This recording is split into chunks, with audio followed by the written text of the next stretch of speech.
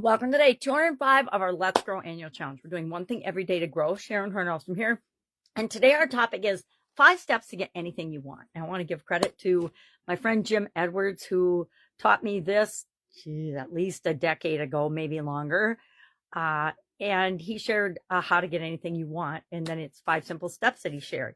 And I'm going to share those steps, but I'm also going to share 5 steps to apply this to financial growth and your financial growth. So we'll use these same steps, but he walked us through and did a training, and I was part of the original group, the beta group that went through this, as well as when he revamped and re-released it again several years later.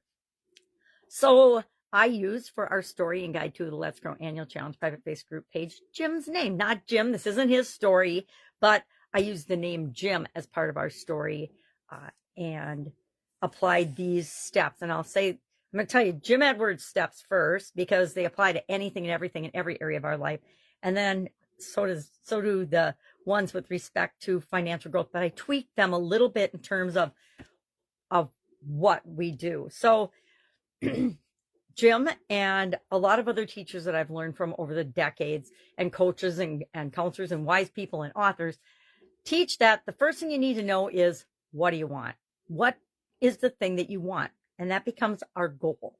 So first you have to know what you want in order to get it. If you don't have any picture or idea of what you want, how are you ever going to get there? It's like getting in the car and driving without having a destination in mind.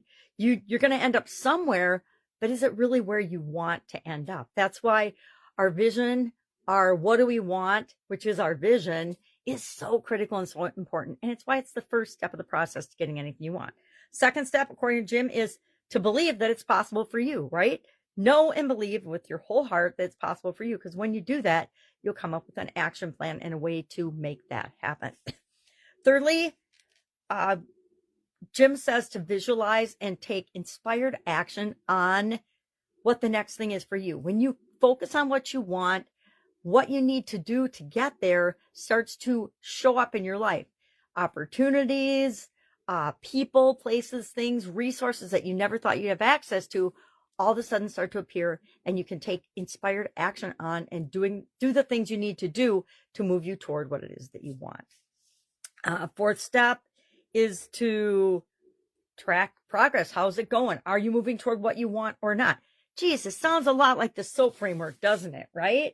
The SOAP framework: story, options, action, and progress. Because the next step is, how am I doing?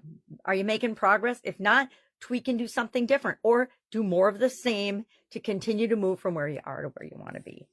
So Jim's process in guide 2 is set goal, create a plan, take action, monitor progress, adjust and repeat, adjust and improve, right? And then do something else, repeat the process. It's what we do with the SOAP framework. It's what we do in just about everything and everybody I teach anything to. The first thing we do is we come up with a process, and this is a simple process that we can apply to anything in any area of our life, but we can especially apply it to our financial growth. And you can see Jim's story in guide 2, how he does that each step of the way, what each step means, what he does, etc. There's so many frameworks that we have access to and tools nowadays that we can use. We want to get them, learn them, use them, and make them our own. And all of a sudden you'll find that you are creating processes and systems that are your own because they work for you. All right, guide 2. Oh, our action item today is to map out your 5 steps. What are your 5 steps for financial growth? And just put a sentence or two about each thing.